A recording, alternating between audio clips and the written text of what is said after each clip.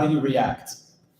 Right? وبالمثال يتضح المقال, right? When you win a game, you don't just look at your friends and you say, mashallah, we won. You're running all over the court. You guys are doing high fives. You guys are pumping fists. I mean, why? Because that's an indicator and it's a sign. That's your body language saying, I'm really excited. Allahumma barik, we won this game, right? So that's kind of the same thing. You're passionate about basketball. I'm passionate about da'wah. So we have a lot in common, right? We're passionate about something, right? So I just wanted to get that out there so people don't get too carried away. But inshallah ta'ala, I will make it a point tonight to be a bit more calm, inshallah ta'ala. I think this is really more of my Arab side. غليان الدم, right?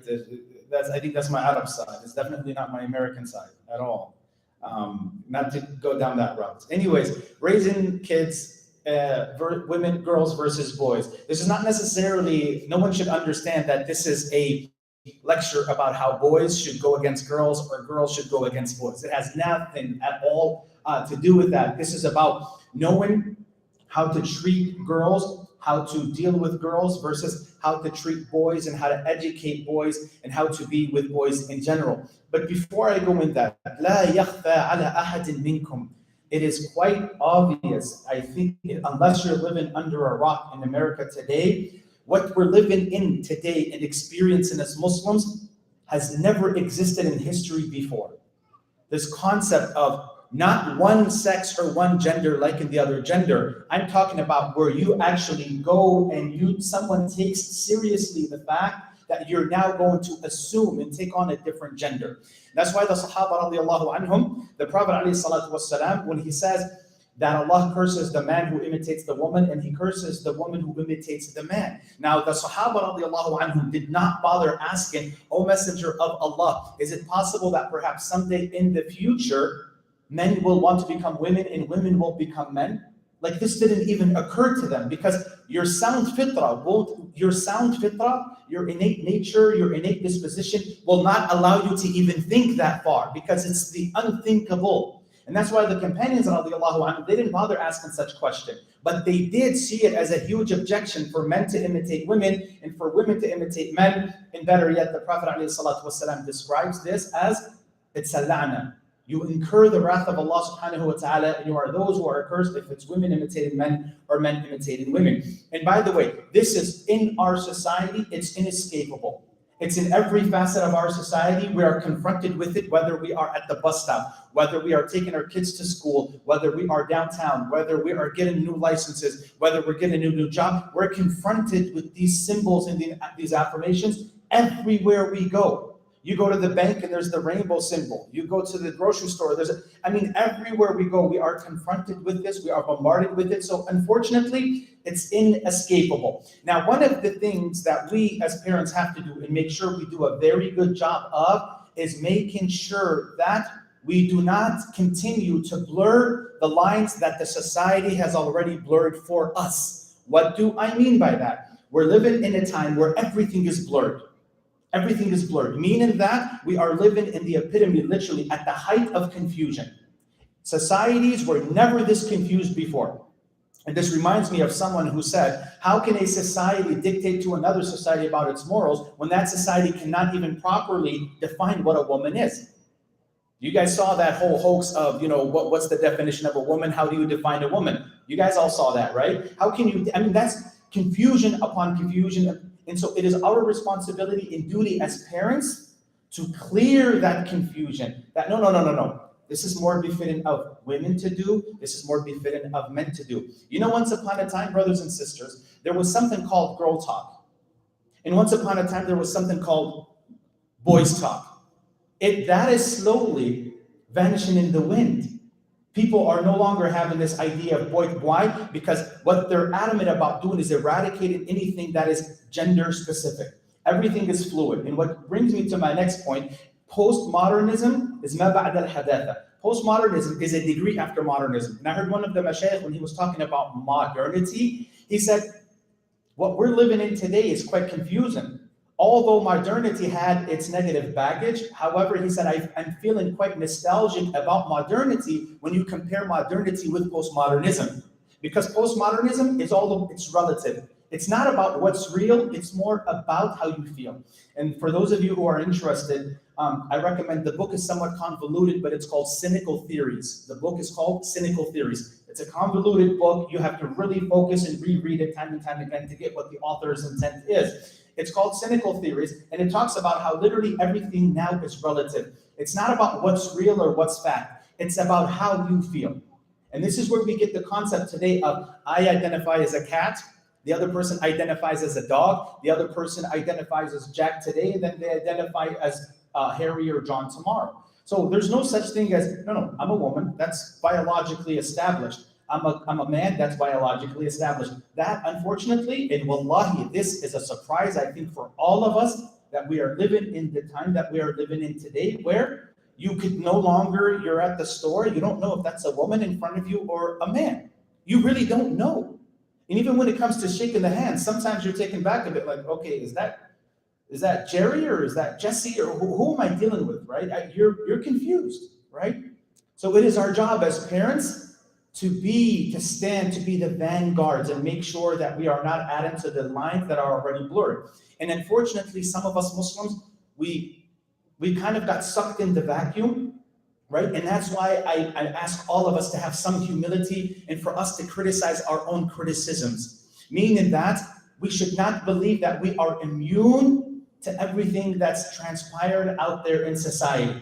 If it's raining, even if you have an umbrella, what's going to happen? Are you still going to get wet? Even if you have an umbrella, you're still going to get wet. So that's why I call all of us to have some humility and to challenge and criticize our own thoughts. Why? Because we are not immune to it.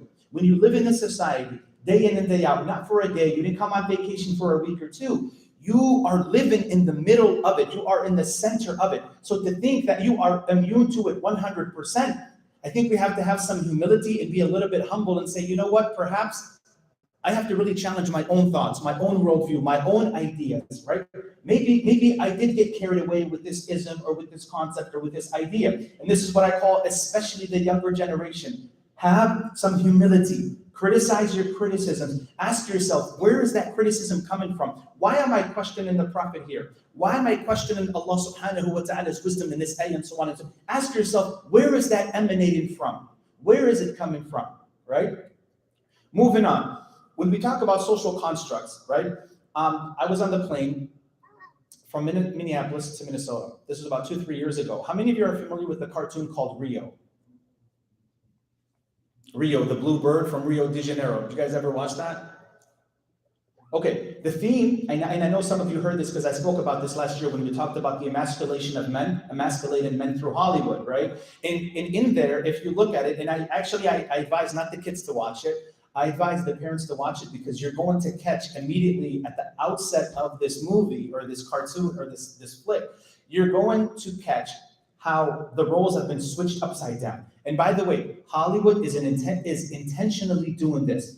Hollywood is making sure that they're putting certain characters that vibe and mesh well with current day norms. So that's why you, as parents, have to be very careful as to what your kids are watching. There's no such thing as, oh, they're just watching cartoons. You have to be very, very careful. And I know this sounds like paranoia, but how can you not be paranoid when you're living in a day and age like this? As a parent, if you're not losing sleep over the well-being of your children, I ask you, how do you do it? Really, especially in today's age. Going back to the movie Rio, the first scene is this male bird. I'm not good at summarizing movies, but there are only 2 birds left, one male and one female. I forgot what they call the bird, right? They're on the verge of extinction. One male left and one female left.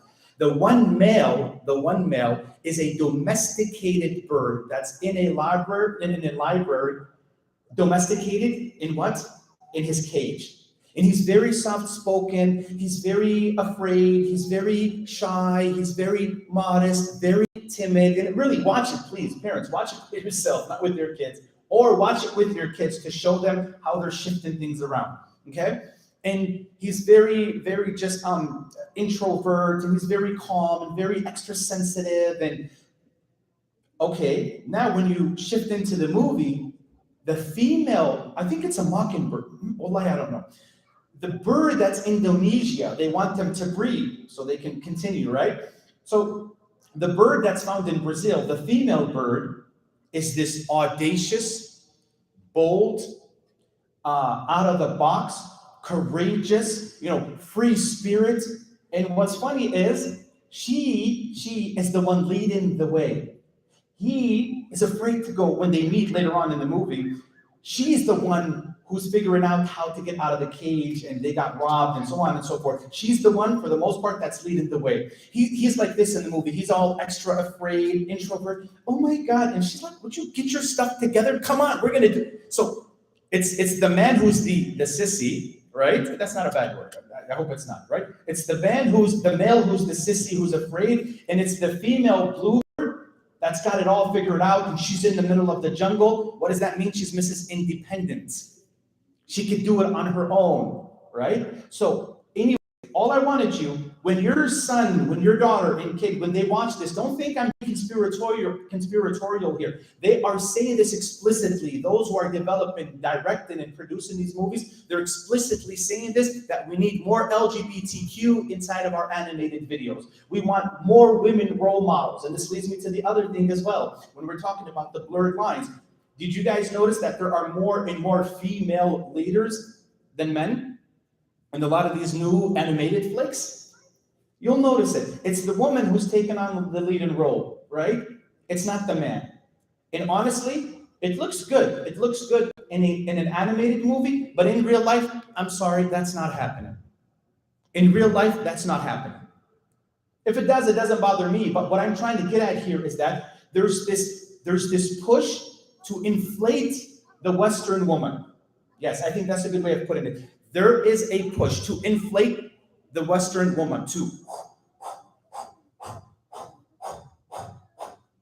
the point where the women now start to lose their femininity. If you were to ask any man what is the most beautiful thing in a woman, he will tell you it's her femininity. It's her delicate qualities. It's her soft qualities, right? And we, as parents, have to be on top of our game. We have to see that and acknowledge it and make sure that our daughters, in the process of doing whatever it is they're doing, that they do not lose out on the very precious gift that Allah subhanahu wa ta'ala gave them and deprived the male of. We have to be, as parents, on top of our game to notice these things, okay? So, going into my next point. My next point is about how kids are a blessing. All right, the intro is going to be a little bit long, but forgive me. How kids are a blessing. SubhanAllah, I met a brother today. He's been married for about 2 or 3 years, and I asked him, I said, Habibi, how are you? Do you have any kids? He said, no, and I felt really bad for him. I felt very, very bad for him, because you can only explain to someone, you can only explain to them, but sometimes it's inexplicable. Why? Because it's something that you feel. The joy of having kids, it's something that you experience, it's something that you live, right? And so I just felt really, really bad for the brother. He said, no, qadar Allah, I didn't want it. And by the way, when someone tells you they don't have kids, you don't bother asking why. Be respectful. Don't go into the why. Maybe they have certain problems, the wife or the man. They don't want to explain it to you. So respect that privacy. Right? Some people don't seem to understand this. They want to go deep and why. Maybe they have a problem. It's stop right there, right? So going back, Allah subhanahu wa ta'ala, He says, لِلَّهِ مُلْكُ السَّمَاوَاتِ وَالْأَرْضِ يَخْلُقُ مَا يَشَاءُ. So Allah has the dominion of the heavens and the earth. He creates what He wants. يَهَبُ لِمَنْ يَشَاءُ إِنَاثًا وَيَهَبُ لِمَنْ يَشَاءُ الذُّكُورَ أَوْ يُزَوِّجُهُمْ ذُكْرَانًا وَإِنَاثًا وَيَجْعَلُ مَنْ يَشَاءُ عَقِيمًا إِنَّهُ عَلِيمٌ قَدِيرٌ. Now, so Allah subhanahu wa ta'ala uses the word hiba. Do you guys know what the word hiba is? Hiba is different than ata. A hiba is a gift without expecting anything in return, right? So in other words, when you're blessed with kids, you didn't give anything to Allah subhanahu wa ta'ala. It's not a matter of Allah gave me this because I earned it. I'm responsible. I've shown Allah subhanahu wa ta'ala that I'm responsible. That has absolutely nothing to do with that. It's a hiba, it's a gift from Allah. You are nothing but a reason. The rest is Allah subhanahu wa ta'ala who does that. So I just wanted to say that having kids is for the parents, because this is really mainly for the parents. Having kids is one of the most, one of the biggest pleasures of this dunya that Allah subhanahu wa ta'ala blesses anyone with. right? Ask Allah subhanahu wa ta'ala that He makes us of those who are grateful and those who see of this ni'mah. My second point here has to do with responsibility. Responsibility as parents. The Prophet ﷺ, he says in one hadith, he says, مَا مِنْ عَبْدٍ يَسْتَرْعِيهِ اللَّهُ رَعِيَّةً ثُمَّ لَا يَحُطْهَا بِنُصْحِهِ إِلَّا لَمْ يَرَحْ رَائِحَةَ الْجَنَّةِ. There is not a person whom Allah subhanahu wa ta'ala places under him and He gives him a responsibility over a flock or over his people, whether it be wife or kids, but that person does not do his due diligence in taking care of that and taking care of those whom Allah subhanahu wa ta'ala has given responsibility over, only that person will not smell the fragrance of paradise. In the mas'uliyah, you know where it's not, see, some of us are, we're just having kids just to, alhamdulillah, Allahu Akbar, I got 10 kids, brother. The ibrah is not with how many kids you have. The ibrah is how many of them are going to lead in my footsteps and leave a good legacy after I pass away. So the ibrah is not by just having kids. The ibrah is by having noble, righteous kids who change the ummah and who work for the good betterment of the ummah. In another hadith, the Prophet ﷺ, he says, كُلُّكُمْ رَاعٍ وَكُلُّكُمْ مَسْئُولٌ عَنْ رَعِيَّتِهِ. All of you are shepherds and all of you will be responsible. So the man, as the head of the household, is responsible for who? For his wife and kids. The woman is responsible only for her and her children. But the husband is responsible for everyone.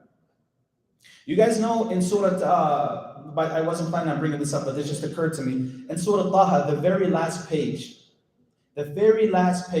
right? فوسوس إليه الشيطان قال يا آدم هل أدلك على شجرة الخلد وملك لا يبلى فأكل منها فبدت لهما سوءتهما وقال ما نهك. That's in Surah Al-A'raf. Yeah, but that's in Surah Al-A'raf. فيه تشابه. The point is that when Adam and Hawa both ate from the tree, Allah subhanahu wa ta'ala says about Adam, وَعَصَى آدَمُ رَبَّهُ فَغَوَى ثم اجتباه ربه وتاب عليه وهدى. Allah subhanahu wa ta'ala, when He talks about the people who ate the tree, it was two. He mentions فَأَكَلَا مِنْهَا. Both of them ate from it. Allah subhanahu wa ta'ala comes now and holds someone responsible. Allah subhanahu wa ta'ala held both of them accountable. Only accountable. Do you know why? Because Adam is the head of his wife. He's the leader. He's responsible for his actions and his wife's actions. It's a responsibility. This is the way Allah subhanahu wa ta'ala structured things. So that's why a mas'uliyah, you have to lose sleep over the well-being of your children. Making sure that your children are better today than they were yesterday. That my children are not just big and solid and strong and they've got careers and everything, but they don't know the very basics of their religion. Okay? Moving on to there are 2 points that I do want to mention that have to do, before I go into like the differences of women and men. There are 2 aspects that I want to really, really focus on before I go into al-fawara, before I go into the benchmarkers between men and women. One has to do with playing the victim. We are living in a society that is happy and thrives on playing the victim. Everybody is a victim.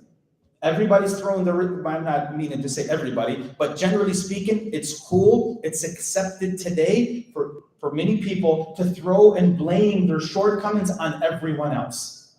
This is very, very popular. When something happens to them, instead of maybe telling that person, hey, you know what, maybe you should have done things different, holding them accountable, asking them, maybe you should have went about it this way or that way. Instead, we keep on telling other people what they should have done. When that person, perhaps to get them better, for them to move forward and to rectify their affairs, maybe they needed someone to tell them, look, I'm not going to lie to you. I think you're doing really bad. You need to really wake up. Some people need to hear that. Some people need to hear that. We cannot keep reminding agitators and aggressors that they're the victim. That doesn't help them. It doesn't help them at all. What is this leading me to? Teach your kids responsibility. Teach your kids responsibility. And I said this, I think it was on Thursday or Friday, but I'm going to repeat it again because of how important it is. I see kids causing havoc. I mean, they're monsters. And when the parent holds them accountable, I see the kids get out of it like this, very quickly. The problem with that is, from a very young age, you're teaching your little boy or girl not to assume any sense of accountability or responsibility. And that is not going to help them in the long run, okay? So when you see your child doing something wrong in front of you, and you know it's done in front of you, it's not that they were upstairs, you were downstairs, outside of the house they were in. When you see your children doing something and it's in front of your eyes, ayan and yaqeen, and you know that they've done it, do not allow them to swivel their way out of it, and hold them accountable. Hold them accountable. I know what I do with my kids. I say, Wallahi ahabbu ilayya an ta'tadir min hadhihi al-matahat. I tell my own daughter and boys, I say, it is more beloved to me that you acknowledge what you did is wrong than to sit here and make up bogus excuse after bogus excuse after bogus excuse. Fess up to your responsibility. Did you hit your sister? Yes. Go to your room. Khalas. But I want him or her to understand that you're not just going to swivel your way out of anything. Assume responsibility, and sometimes our actions are followed up with consequences. So teach your children from a very early age, and that's going to help shape them later on. It is going to help them build their character. It is going to discipline them when they're in the wrong, hold them accountable. Number two, these right here are killing us. These machines, these gadgets are killing us. I was this close to going haywire, but I promise you guys that I'm not. These phones are driving us crazy. It's driving the adults crazy, and it's driving the children crazy as well. Okay? And this should literally be like a muhadara on its own, but I'm not going to go there. Your phone. If you decide to give your children phones at the age of 5, 7, 8, 9, I don't know why. I don't think it's the brightest idea. And I think you're helping in destroying them. If they need a phone, let them have the internet on it. That's 2.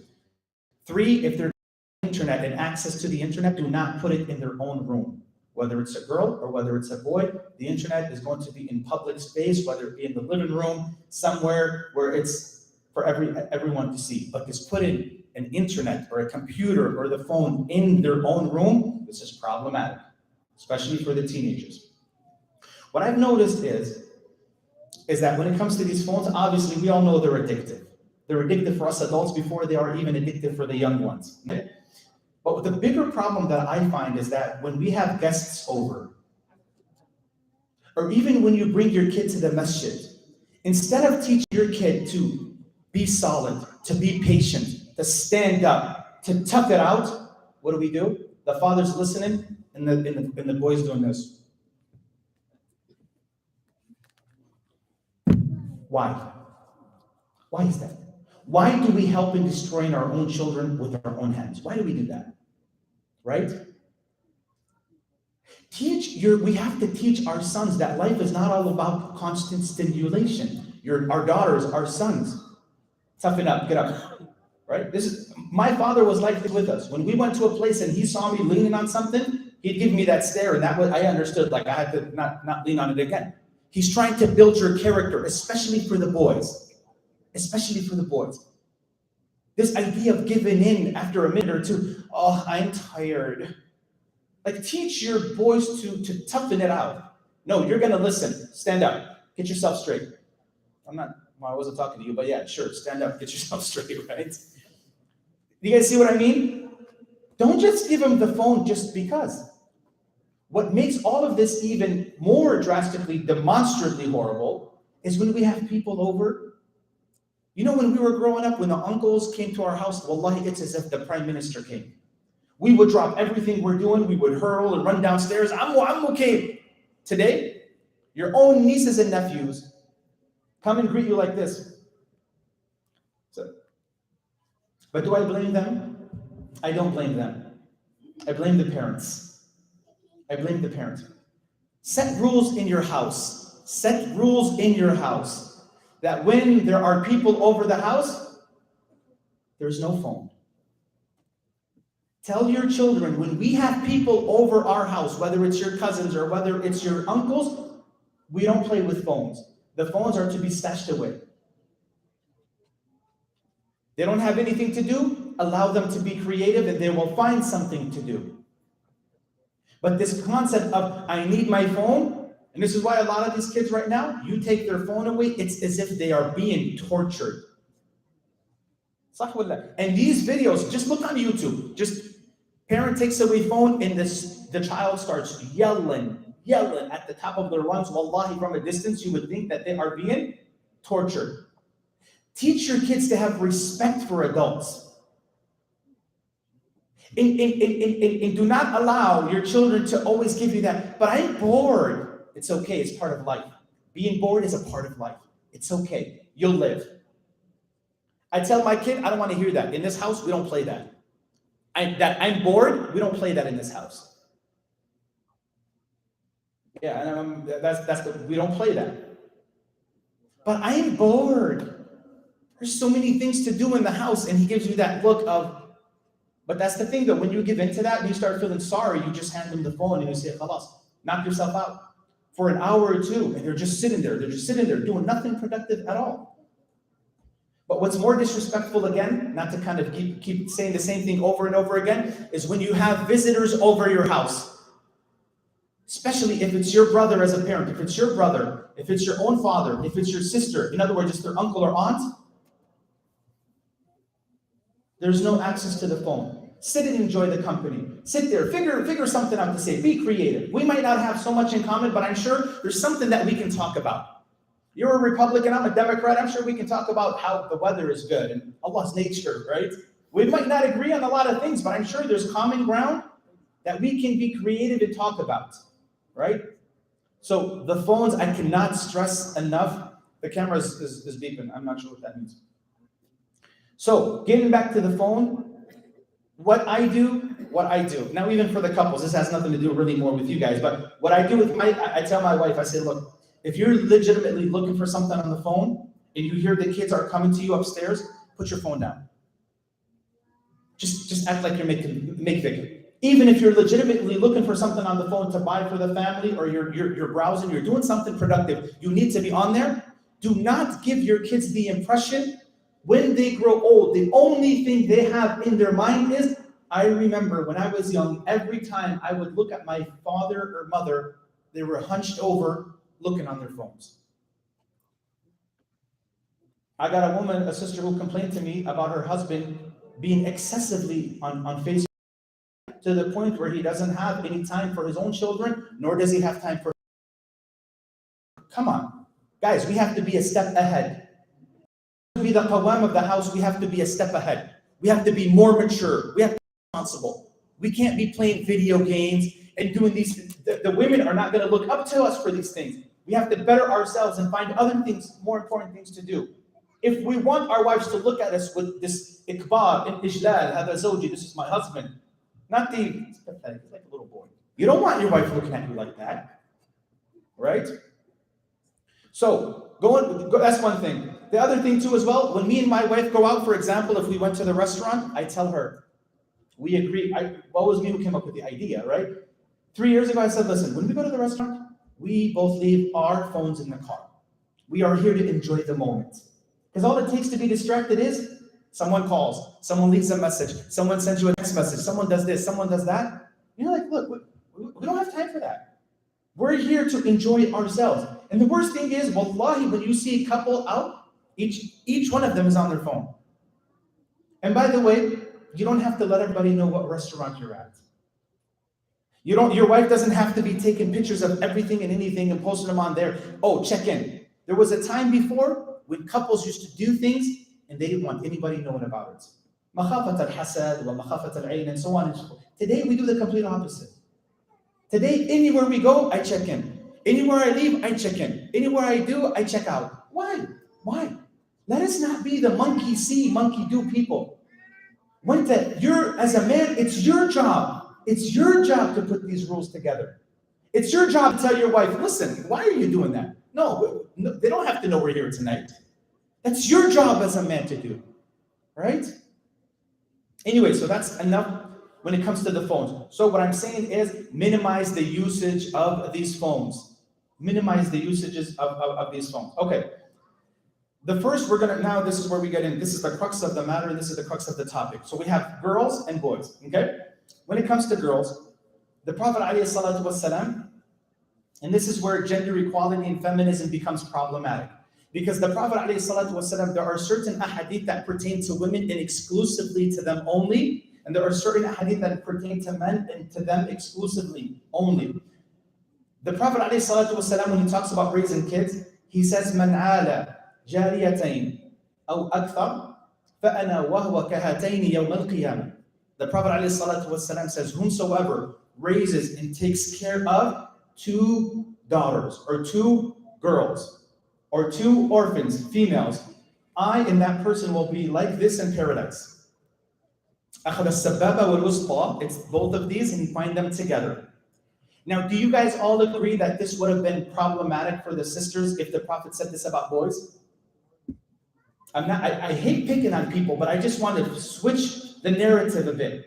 Is there a hadith where the Prophet ﷺ mentions that whomsoever raises boys and whomsoever raises boys, he gets that and that? Or is it just exclusively for women? So Islam is not too concerned with gender equality.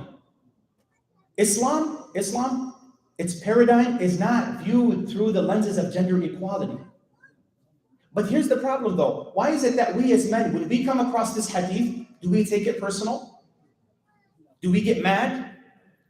Do we start questioning, well, why would the Prophet say this about girls? That's not fair. That's not gender equality. That's discrimination. How come he doesn't say this about us men? I mean, it sounds foolish, but this is what we hear from our sisters. May Allah subhanahu wa ta'ala guide them and guide us. This is what we hear from them. When there's a certain hadith that applies to men only or it praises men, some women don't like it. Oh, I don't think the Prophet would say such a thing. Well, this is not gender equality. Why is it here when it's to your advantage, you don't question this hadith? See, this is the problem also with gender equality, right? Or the egalitarians or the feminists, is that when there's something to their advantage and it props them up, they're okay with it. They don't question its authenticity. They accept it. They don't say, well, is that an authentic? They're not worried about authenticity and all these things, right? If it's to their advantage, the hadith can be mawdu'a, but they'll still accept it. This is inconsistent. And that's why I said before, and I will say again, wallahi, not to sound like a broken record, but the more sisters cling on to feminist ideals and concepts and sensibilities and equality, the more they hang on to this concept with their molar teeth, the more difficult it is going to be for them to maneuver and navigate through the text of the Quran and the Sunnah. And that's why I invite every sister to start a new page and to put this nonsense behind her, because the sooner they come to that realization, the easier it is going to be for them to navigate their religion moving forward. Wallahi, nasihatun min akhin mushfiq. Because you're always going to be in this button head mode so long as you're adamant that no, equality and feminism is the way to go. So the Prophet ﷺ, not to drift too far away, he says there is not a person who takes care of 2 girls or 2 daughters or 2 female orphans, only that I will be like him in paradise like this. Again, he doesn't mention this about the boys. Okay, we all know the hadith of the Prophet ﷺ. When the man comes to him, he says, "O Messenger of Allah, who has the priority of my companionship?" You all know this hadith, right? He says, "Your mother." And then he says, "Who?" He says, "Your mother." And then who? "Your mother." The last time he says, "and then your father." Look at this. 3/4 are for who? The mother. 1/4 is for the father. Is this gender equality? It's not, right? Can I, as a man, understand why the Prophet ﷺ would tell me your mother, your mother, your mother, and then the 4th he would say your father? Biologically speaking, what women go through, is it understandable? You don't have to go to the hadith and look at the tafsir. Why do ulama say this and what's the wisdom? Like your intuitive knowledge, your fitrah tells you, oh, well, this makes sense. This makes sense why the Prophet would say your mother, and then the 4th he would say your father. Right? Your fitrah, you don't have to, like, no one is going to say, well, how come the Prophet ﷺ didn't say your mother, and then say your father and father? Because of what the woman goes through, it's understandable that she goes through the birth pain, carrying you for 9 months, the birth pain, and then what happens post-birth. It's entirely understandable why the woman gets 3/4 and the men only get 1/4. It doesn't mean now that you start mistreating your pops or your father. La. What I'm getting at, this is another hadith. If it were framed the other way, sisters would have a problem with it. Imagine if the Prophet said, your father, your father, your father, and the fourth he says, your mother. They would start questioning the authenticity of the hadith. Well, why did he say it? This seems a bit misogynistic. I'm telling you, wallahi, this is the biggest disaster that our sisters fell for. Wallahi, it is. Okay, girls are usually, this is the way Allah created them. They're usually soft in their approach. They're soft in their speech. They're extra modest in the way they carry themselves. They're not loud. They're not belligerent. They're not looking to seek attention. They're not just trying to be boisterous so the whole world hears them. Right? Usually this is how Allah subhanahu wa ta'ala created them. And the most important thing is their femininity. They're shy, the modesty that Allah subhanahu wa ta'ala blessed them with. As for the boys, it's the complete opposite. Boys are usually rough. Boys are usually tough. And boys are usually more likely than not stubborn. When we're done with the muhabara, don't you see these young kids, how they end up flipping each other over and one is pulling them by the arm? Like, is that guy handy? Is his shoulder okay? The other guy came to flip him. The other guy pulled him from, literally dragged him right at his ankles. He drags him like this, and the guy falls on his face. And then the boy runs after him and does the same thing to him. You don't see girls doing that. Girls don't play that rough. And it's not our job to now make sure that girls start playing rough so they can meet the egalitarian expectation. We don't need them to be rough. Right? Oh, he's on the phone. Sorry. Okay, so I'm going to go in. These are the differences. It's doing the red beeping again. Are you leaving? Okay. Oh, no way. All right, salam alaikum, habibi. Okay, boys, and by the way, this is all verified by science. You talk to psychologists, you talk to therapists, you talk to people who study the brain. All this is biological. This is how we're wired, right? For those of you who have kids, this comes off as very normal. Like, yeah, I can relate to that. My kids also do this, my kids do that. Boys, if you ever drove a truck before, if you ever noticed, especially if you're driving, how many of you drive trucks here? Okay. Did you ever notice, you got your CDL? Yeah. CDL, gross vehicle weight, 160,000? 80? Okay, now I'm joking. Okay. Here's the deal. When you're driving in a neighborhood, is it true or not that when you're driving a big truck, little male boys look at you and they keep gazing at you? It's as if they've never seen a truck before. Is that true or not? True. Is that true or not? It's true. Sah wallah. Is this true? Yeah. Do the girls look at you? No. Bro, you don't drive a truck. What are you talking? Come on, man. It's very kind that you guys are participating. You guys are in the first row, mashallah, like min as-sabiqin al-awwalin. They want to ajab. No. Do you know why? Where does that come from? Are you telling me that that's a social construct? Did his father tell him, hey, when you see a truck, make sure to look? Did his father tell him that? Or it's something embedded in him? Notice, next time you're driving a truck, when you're in a community, seriously, try this out. Go with your friend, get in the truck, on the passenger side, hang on the back, get on the cab, do something. When they're driving and they see a truck, look at the reaction of the boy and look at the reaction of the girl. The girl doesn't bother looking again. The boy is mesmerized. And then you pull this, not the city horn, right? You pull this, the other horn, the air horn. You pull the air horn, right? And then, of course, you made their day. If you pull the air horn, khalas, you're like his new best friend. Right? Burp, burp. The air horn, that's what it is. Or the city horn is like beep, beep, and the air horn is like burp, burp. That's the air horn, right? The girls don't care about that. And that's why when it comes to even toys, your boys, when you take them to shop, they're going to prefer trucks. They're going to prefer things that have certain dark colors in them. They're going to prefer guns, right? And they're going to prefer rough things, right? anything that's rough. Also, they're going to prefer like fireworks. Boys like chaos. They're adventurous, right? And this reminds me, by the way, my daughter, when it's the 4th of July, when just by hearing the sound of fireworks, that's the funny thing with kids. When they see the fireworks, it's beautiful. I'm not gonna lie, we're not talking about celebrating or not. That's a set. But in terms of its beauty, it looks beautiful, right? It's in the sky. It is. I'm not gonna lie. My daughter, the minute she hears the fireworks, she comes running to our room crying. Baba, Mama, I can't sleep by myself. My son, man, he is not worried about that. He's like, can we go to the park and check this stuff out? My daughter is not having it. Why? Because women are, girls, daughters, women are fragile, they're sensitive, they're emotional. And why do I feel like there's something not allowing me to say this comfortably? For me, for a man today to say that women are emotional, it's like the big no-no. It's the red line that you cannot cross. When we say that women are emotional, we are not slandering or downplaying the importance of women. No one is saying that they're idiots. We're saying that they're emotional. And this is a biological fact. And that's why even the Prophet ﷺ, he says, إِنِّي لَأُحَرِّجُ حَقَّ الضَّعِيفَيْنِ الْمَرْأَةَ وَالْيَتِيمِ. The Prophet calls the two weak ones. This is the Prophet saying it.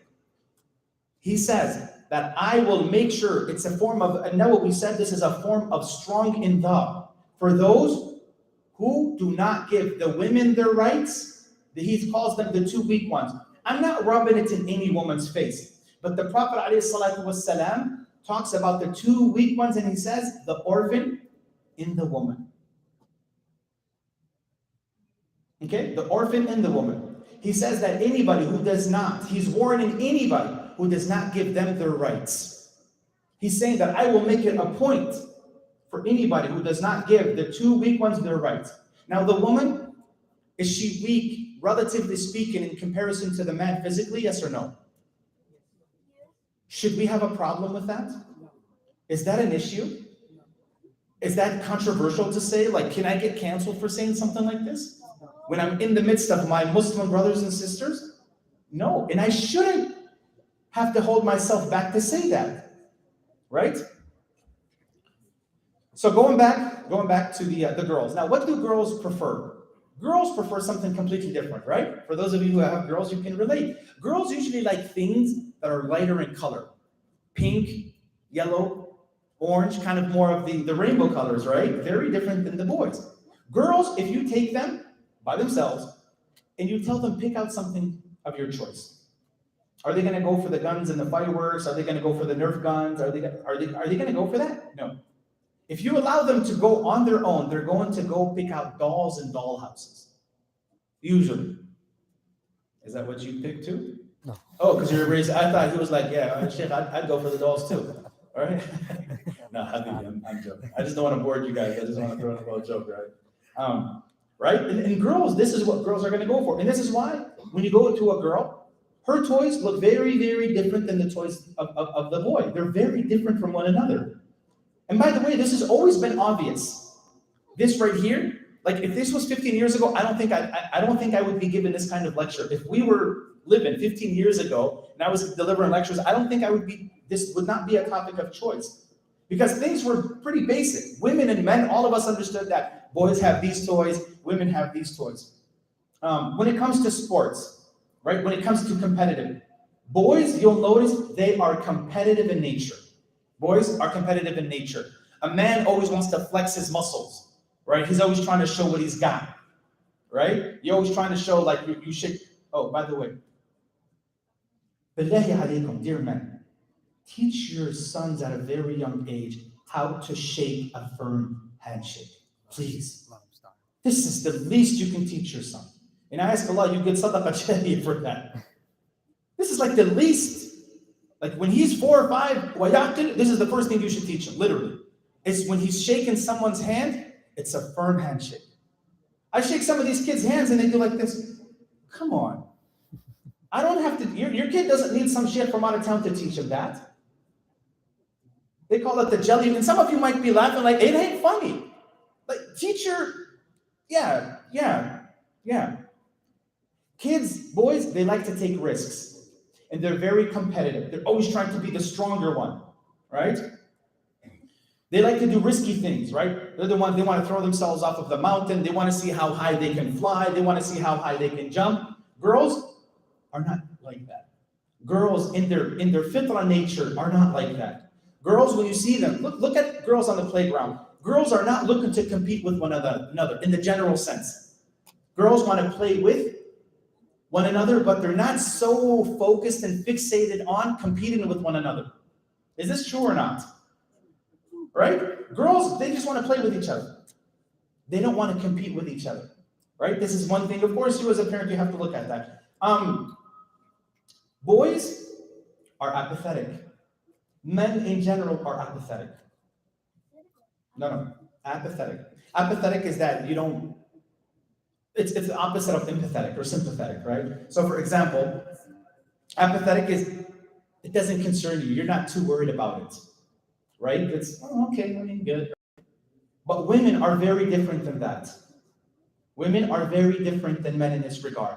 Women are extra sympathetic. But does it make sense though that women are extra sympathetic when compared to men? Biologically? I mean, if they're nurturing the baby for 9 months, and then they have to suckle the baby for another 2 years, you would think that they would have an excess of emotions and love and compassion when compared to a man, right? Because of what they have to go through. And so women, generally speaking, are more sympathetic than men are. And that's why the statistic says 80%, 87, not 80, 87% of nurses are women. 87% of nurses in America are women. You know why? Because women, by their nature, they are loving beings. They are caring beings, right? And here's how you can tell. When a man is sick, the wife, I mean, here we're talking about normal circumstances, right? You got that brother that said, Sheikh, wallah, my wife never does that for me. She don't care. Well, I'm not talking about you. I'm talking about a normal wife, a normal circumstance. Because you're always going to have that one person that can't relate to you, right? Sheikh, that's not me. No, she doesn't do that. What I'm saying is, when you're, as a husband, when you're sick, your wife is usually going to go above and she's going to baby you. She's going to make the soup, and honey, are you okay? And put the thermometer, and you're, mashallah, right? I mean, usually this is, I think, what nurturing, loving wives do to their husbands.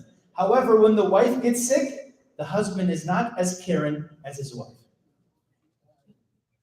How long have you been married for? Allahumma. I didn't mean to put you on the spot. It's, you nodded, so he was like, yeah, I can relate to that. Yeah, it's been going on for 27 years, right?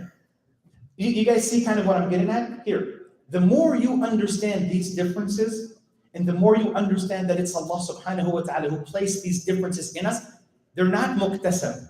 They're not things that you earn in their cultural. La.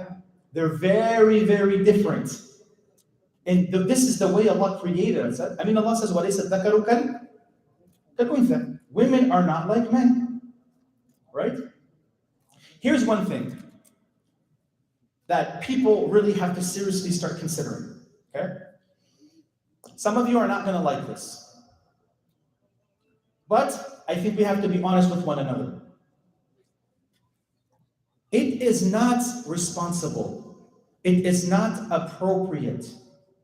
It is careless for us to allow our daughters running around at night when we have grown men at home. This is not, I don't care what she says. I'm a man of the house. My son is at home and it's after Maghrib. Why am I sending my daughter at night to the local gas station or to the local store to get something when the man is at home and the brother is at home? Why?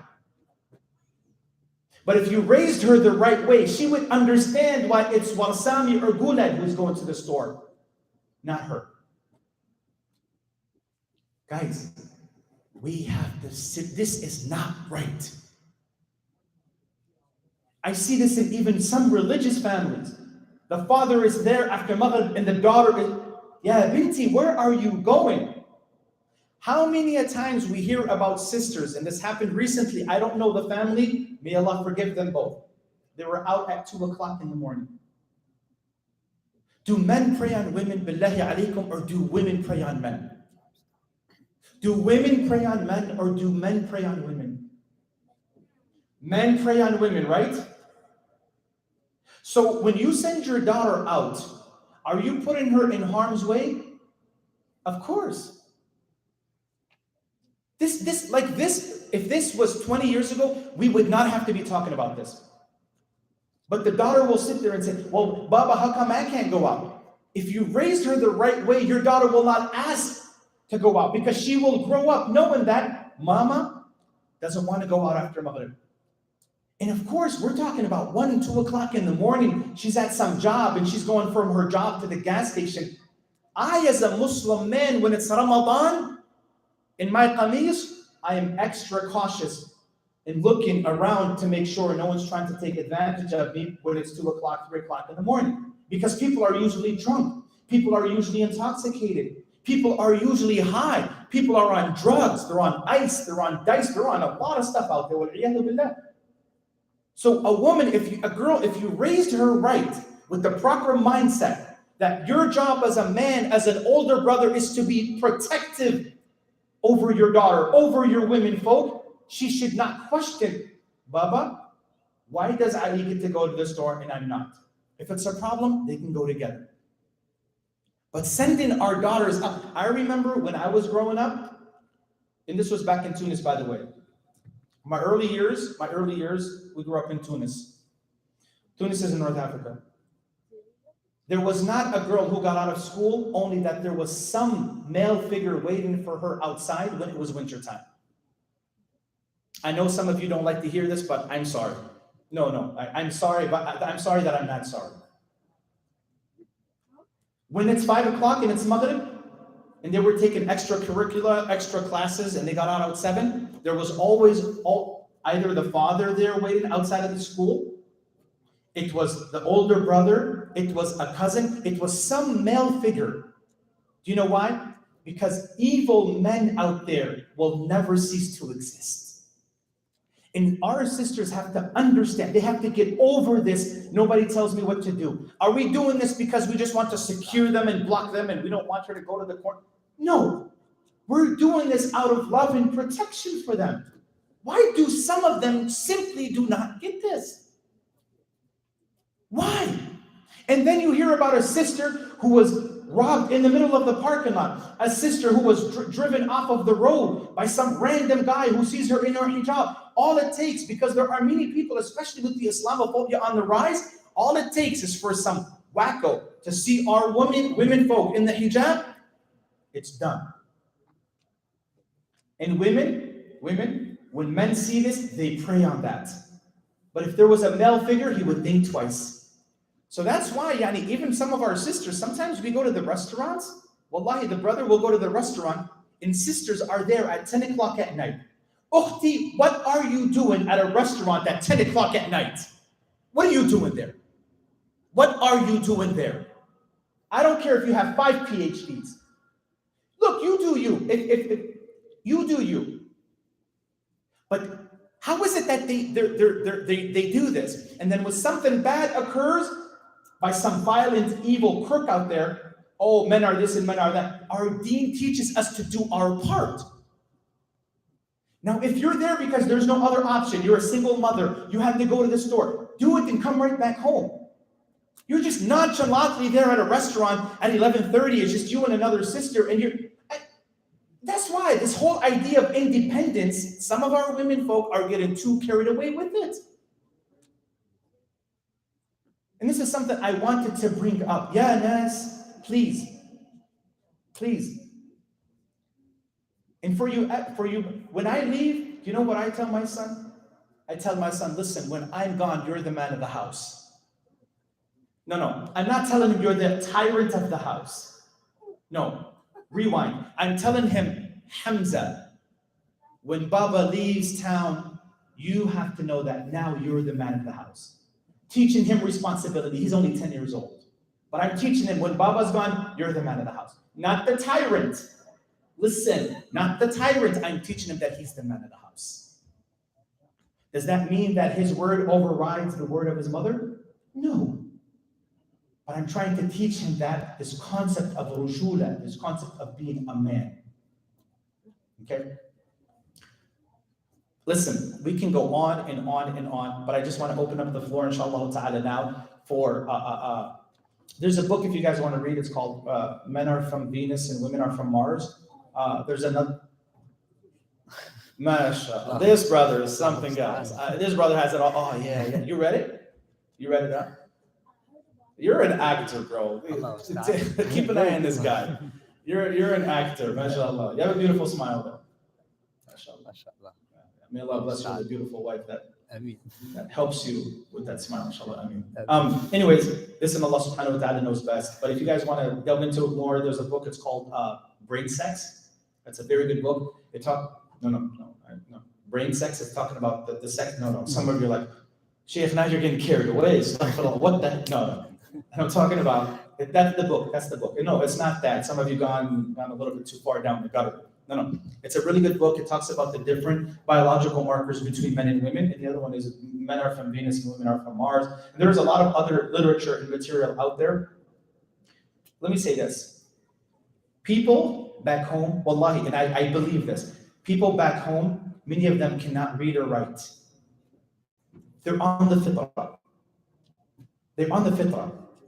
No one came and played with their brains. No one came and played and put these viruses in their brains, right? These things for them, they don't need a lecture on. Like if I went to a nomad somewhere in the desert and I gave this khutbah, you know what they'll tell me when I'm done? Sheikh, why did you come? You didn't tell us anything new. We know all this. You didn't need to give this talk. Do you know why? Because they're on the fitrah. They're on the fitrah. Like if you're on the fitrah, all this is natural to you. You don't need a book. You don't need a scientist. You don't need a psychologist to tell you this, right? Anyways, Jazakumullah khair again for being such a gracious audience and for being attentive listeners. If you guys have questions, I welcome questions. Please ask away. And remember that perhaps if you have the courage to ask the question, that's good because the person next to you might be very timid and shy, and your question might help them answer their question as well. جزاك الله خير الجزاء وأحسن الله إليك وشكر الله للشيخ يوسف وأسأل الله سبحانه وتعالى أن يزادك في علمه في هذه الدنيا والآخرة.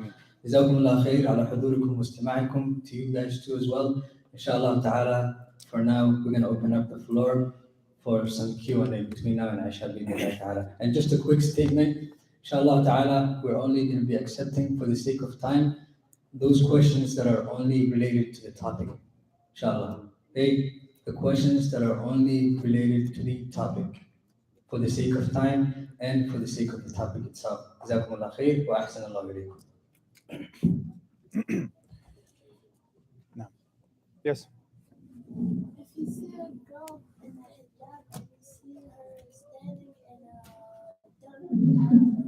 alleyway and she says she's waiting for a boy, do you like stay there or do you just That's kind of tricky. You want to take that, Sheikh?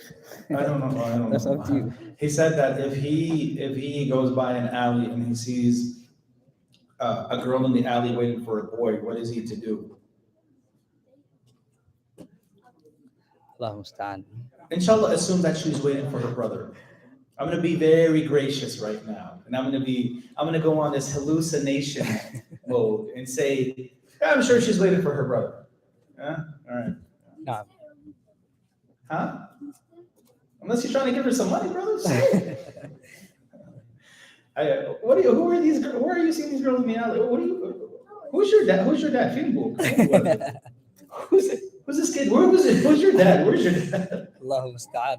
That's why he's asking these questions. His dad ain't here, right? That's why he's asking all these questions, right? MashaAllah, you're a cute little boy, MashaAllah. Allah musta'an. Jazakallah khair. Ahsanallah ilayk. The first question, يقول السائل, he says that what is the response on women playing sports? What is your response on women playing sports? Bismillah ar-Rahman ar-Rahim. Okay, what is the response of women playing sports? If it's women playing sports between themselves, then it's not an issue. In other words, if they're at the gym and between women, then هذا ليس فيه حرج. But the stuff that we're seeing today, where these women are wearing these tight clothes and they're in front of random eyes, even if they're wearing a hijab and they're wearing leggings, هذا لا يجوز. لا يجوز. This is not permissible. And this is why I believe one of the biggest mistakes that we have been teaching our women is, do not allow your hijab from keeping you to do what you want to do. Do not allow your hijab to keep you from doing what you want to do. I think we have to tweak that a bit and say, you're going to wear your hijab and know that your proper hijab is going to keep you from doing certain things in life. I think that's more appropriate. And again, the fitna of women is not like the fitna of men. I know this is going to probably take a long time for some people to accept, but this is not, this is not women empowerment. When women are running around on a soccer field, when women are running around in front of, الأصل في المرأة أن لا ترى. الأصل في المرأة. The asl in the woman is that she's not to be seen. And that's why a lot of these even Facebook profile pictures, we have to do something about it as parents. If she's going to have a profile picture, let her look the other way or let her put something else, not to put the most beautiful part of her body and dazzle it with makeup and do the duck pose and then say, I need Allah in my life. Yeah, you need Allah in your life. Yeah, you do. Right? Everybody works out of, I need Allah in my life. Where is that place? Right? So going back, not to get too carried away, women, there are so many other things they can do, but when it comes to these sports, right? And that's not, by the way, that's not women empowerment. I don't know why, when I see a tweet or I see a Facebook post and someone talks about women empowerment, wallahi, 95% of the time, it's some crazy Muslim hijabi doing some scandalous, crazy stuff. First hijabi pole dancer. Are you serious? If you want to do this at home where no one sees you, that's mubah, that's permissible. But you're doing it, you're wearing these tights and you're flipping around in front of random men. There's something not right here.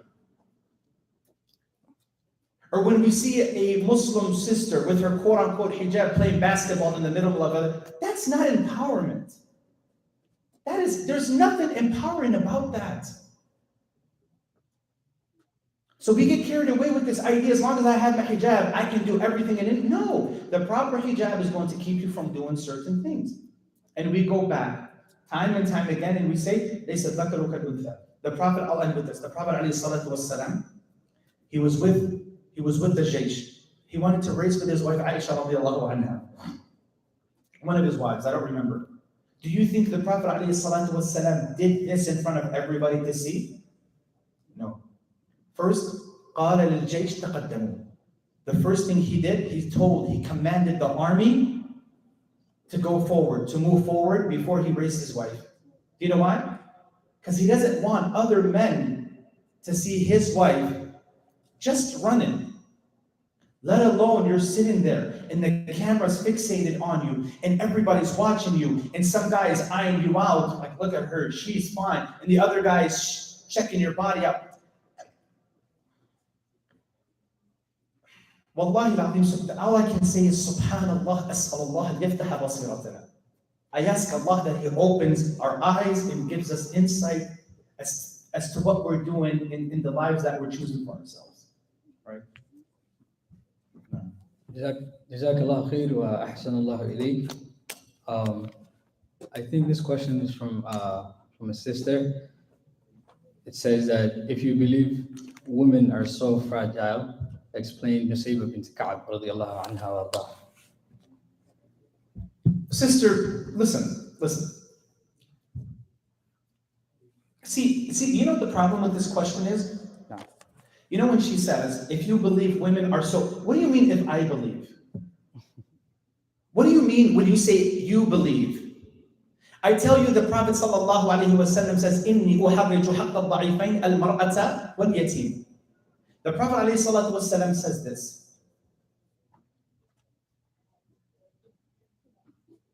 That's not an insult. When we say women are fragile, that's a compliment.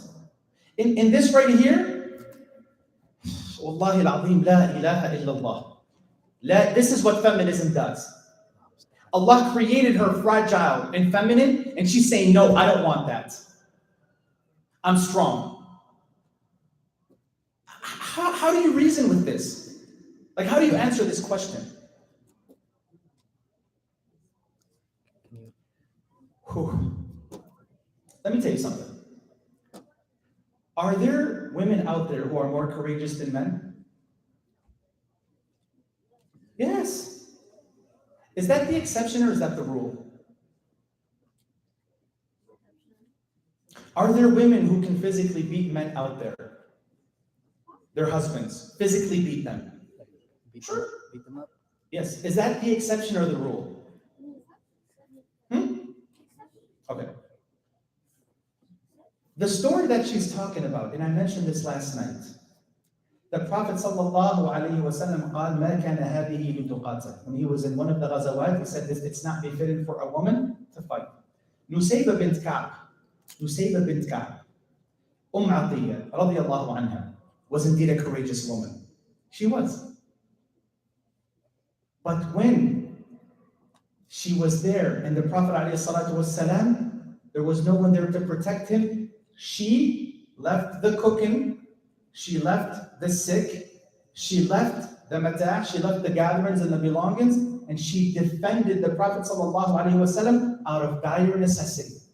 Listen, sisters, please. The Prophet ﷺ did not bring women foot soldiers with him to no battle. He did not position Sahabiya here, and then Sahabiya number 2 over there, and Sahabiya number 3 over there. This did not exist. And even if this existed, they were very happy and content in their femininity. Some of our Muslim sisters today have a problem with their femininity. She gets married to show her man what she's made of. Don't get married. Don't get married. A $30,000 mahar, that's like a $30,000, that's like the biggest headache ever bought. For what? 30,000, and I can't even get you to take your profile picture off of the internet because it's too much, and I don't want other men gazing at you. You can't even get her to change her profile picture, and she's talking about $30,000 mahar. For what?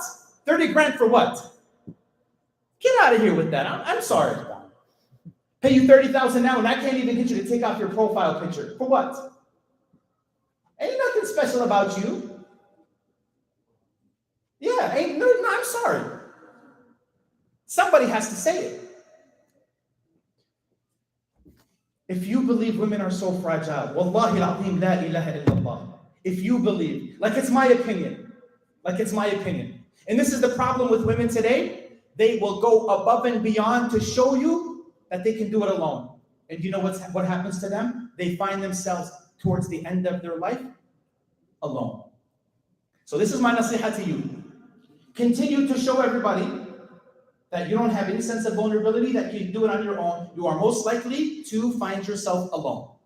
This is a qaida. Any woman who's going above and beyond to show everybody and anybody how she can do it alone will most likely find herself alone. No. If you believe, sister, I don't believe. Wallahi al-azim, la ilaha illallah. That's all I'm going to say is la ilaha illallah. May Allah open the hearts of our sisters. May Allah open their hearts. La ilaha illallah. Jazakallah khairan jazak, wa ahsan Allah ilayk. We hope that we excuse the Shaykh for any inconvenience. But السؤال الثالث يقول السائل, can you ask the Shaykh if he can mention the positives of empowerment as it relates to their intellectual capacity? They might not be equal physically and emotionally, but intellectually equal. I talked about this last night when I talked about empowerment, right? Yeah, I talked about intellectual empowerment yesterday. brother, sister, when we talk about empowerment for women, we want to empower women to be godly. We want to empower women to be feminine. We want to empower women to stop with this nonsense of competing with men. We want them to be comfortable with what Allah has endowed them with. This is empowerment. Our idea of empowerment today is just gaining, acquiring, and getting more of things. This is a problem, right? No, sister, you can be a doctor, you can be an engineer, so long as you keep your femininity, you keep your hijab, and you dress appropriately, you can be an astronaut, do whatever. Knock yourself out. I'm not saying that you cannot do that. There were many brilliant women in society. There were many brilliant women. Aisha radiallahu anha was a noble scholar. Male Sahaba, male companions used to come and they would ask Aisha radiallahu anha for certain verdicts related to the religion. But look at Aisha. She was comfortable in her femininity. She wasn't competing with men. She wasn't saying men are trash, men are useless. What do men bring to the table? This is the problem, is when you're trying to compare yourself with the awa'il, but then you carry this kind of baggage. We have to get this out of the way, and then I think we can be more consistent. No, we're not here to down women. But some of our women, if a growing number of our women are getting too carried away with this doing it on my own, I'm independent, blase, blase, blase. This is all we're saying. We're asking for you to criticize your criticism and acknowledge that perhaps some of you are getting a little bit carried away and it's hurting you the most. The very thing that you're hanging on to is hurting you the most. That's all we're saying. نعم جزاك الله خير وأحسن الله إليك. Any other questions? No. That's fine. I'm okay. I'll take questions. I'm okay, please. I wanted to ask the Sheikh about what do you think about weddings at night with the women? About اختلاط, mixing. That's a good question. He's asking about the women and men mixing in marriage. This is not permissible. This is not permissible. Women, if they want to go to marriage, if they want to get married, if you guys want to go to marriage ceremonies, men should be on one side and women should be on one side. And if you as a man have done your job, your wife shouldn't even ask you to go to a certain wedding because she knows how it's going to be. She herself will make that decision and come to that conclusion, knowing it's going to be men and women. And another thing too, let us fear Allah subhanahu wa ta'ala when we go to these weddings and knock off this whole Facebook Live thing. You don't want random men looking at your wife dancing at a certain wedding. She's got on all this makeup and she's got on this dazzling dress and so on and so forth. You don't want that for your wife. La ilaha illallah. Men as well, men mixing with women. I mean, how is it that men and women are created, right? Attractive to another. They're a fitna for one another. But then we put you guys in the middle all with one another. That makes no sense. And billahi alaykum, we're wondering why our marriages are not lasting. How do we start our marriages on the fundamental foundation and the bedrock of haram, of men and women intermingling and mixing with one another? And then we say, Allahumma barik lahuma fi zawajihima, Allahumma barik lahuma wa barik alayhima. Stop. Seriously? Seriously? And this is when you, as a son or a daughter, you do not have to obey your parents in doing a marriage that's haram. You do not have to obey them.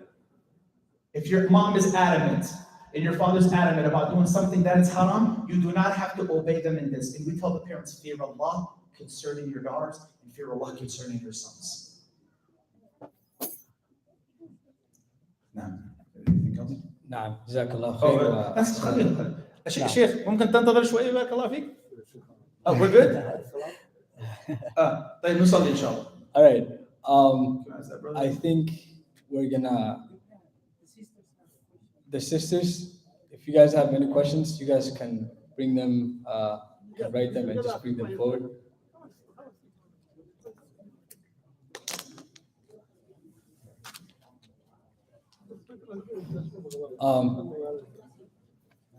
By the way, there has a question. Which one?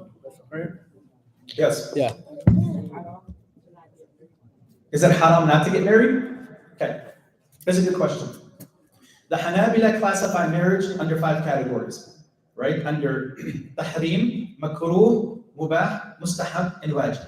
The Hanabila, they have a very beautiful way of categorizing the importance and the urgency of marriage. Sometimes it's haram for someone to get married. Sometimes it's disliked, sometimes it's permissible, up to them. Sometimes it's must, and sometimes it's liked. So for example, if you have a certain disease that you're going to transfer your partner, then who's gonna give you their daughter? If you, for example, if you've been promiscuous and you've been having relations before marriage and you catch an STD, HIV, and AIDS, you shouldn't get married. You should not. Because then you're going to pass that disease on, that life-threatening disease, onto your partner. It could be makruh. It's disliked, right? Mubah means you don't have to get married. It's up to you. If you can control your desires and you're not falling into sin and you're not committing fornication, and you can live with that, you don't have that urge, you don't have that call, then you don't have to get married. Men, this applies to men and women alike. If you can control your desires, you do not necessarily have to get married. But when you think of companionship, when you think of the ravages of time, when you think of how difficult our time has become, it's only natural to want to get married. Listen, marriage is supposed to be fun. I have fun in my marriage. Marriage is supposed to be fun. Marriage is not supposed to be butting heads between the woman and wife every time. Marriage is not about being rebellious. It's not about, marriage is supposed to be, it's supposed to be a fun experience. You're supposed to want to come home. Your wife is supposed to beautify herself for you and be anxious for you to come home. You're supposed to go above and beyond as the husband to nurture and take care of your wife and take care for them.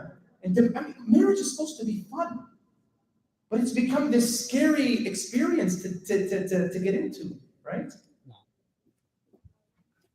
نعم جزاك الله خير وأحسن الله إليك. I think we're going to do one last question for the sake of time. Go ahead. I was going to ask, can you explain to us more what does it mean? What do you mean by hijab? Because some people think hijab is just like covering your head. If you could explain that more to us. Ahsan, okay.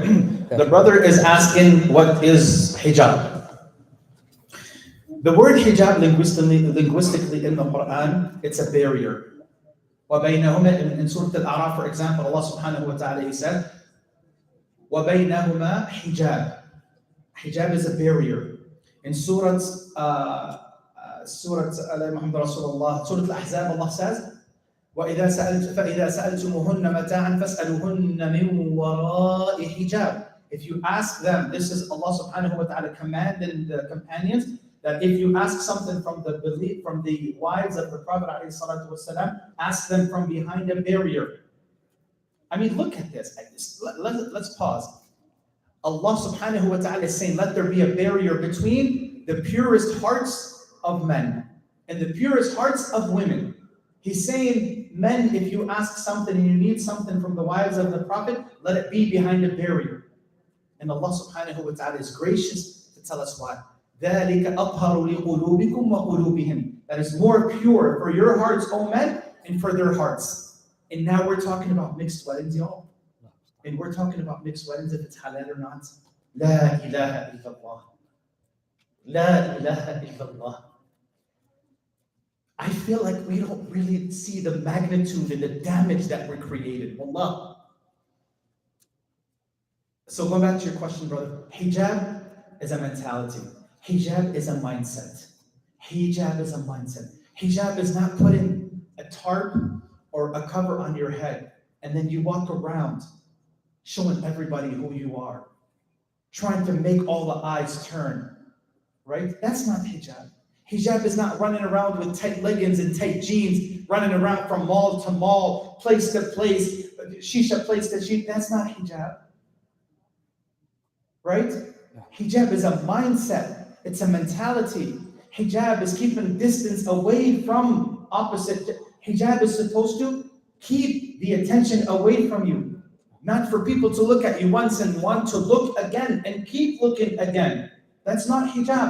Hijab is not all these dazzling colors, purple hair, purple hijab, purple watch, purple high heels, and then a purple purse to match. That's not hijab. Hijab is supposed to be something that keeps the unwanted attention away from you. That's what hijab is. I ask Allah to grant our sisters the proper understanding of hijab. Allahumma ameen. Jazakallah khair wa ahsanallahu ilayk. Inshallah ta'ala, that is the conclusion of our program. We ask Allah subhanahu wa ta'ala an yaj'alana min alladhina yastami'una al-qawla fayattabi'una ahsanah. We also thank Sheikh Yusuf Susi dearly from the bottom of our hearts on behalf of Masjid Ibn Taymiyyah and Islamic Center. And we ask Allah subhanahu wa ta'ala to elevate his status في الدنيا والآخرة. Inshallah ta'ala, that is the end. سبحانك اللهم وبحمدك أشهد أن لا إله إلا أنت أستغفرك وأتوب إليك. السلام عليكم ورحمة الله وبركاته.